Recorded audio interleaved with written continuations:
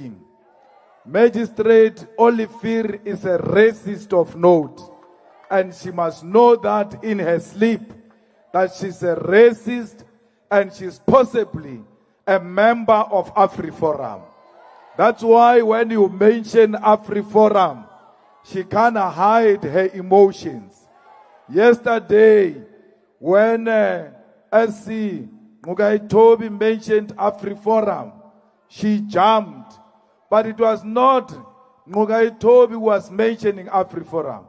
It was the state which wrote in its heads of argument about AfriForum. When he was responding what the state wrote, she said, don't bring AfriForum. And Mugai Toby said, I'm not bringing AfriForum. The state wrote AfriForum in their documents, and I'm responding to what they said. She said, let me read. By the way, she got those heads of arguments 2 months ago. She was not aware that by saying she wants to read inside court, she was confirming that she did not read the heads of arguments. She just entered court without knowing what is contained in the heads, in the arguments that the lawyers were putting before the courts. So we are tried by a magistrate who doesn't read, who read when you appear in front of her. Otherwise, when you are not there, she doesn't read the heads of arguments.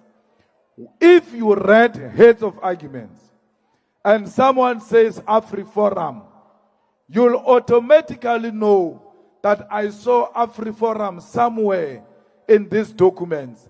And you can't ask the question, where is that AfriForum? What are you talking about? We're tried by a magistrate who doesn't read, who uses emotions, who speaks politics, who says we are stopping people who are coming to collect maintenance. We are stopping grannies who want to come to court. But in reality, this court was never closed.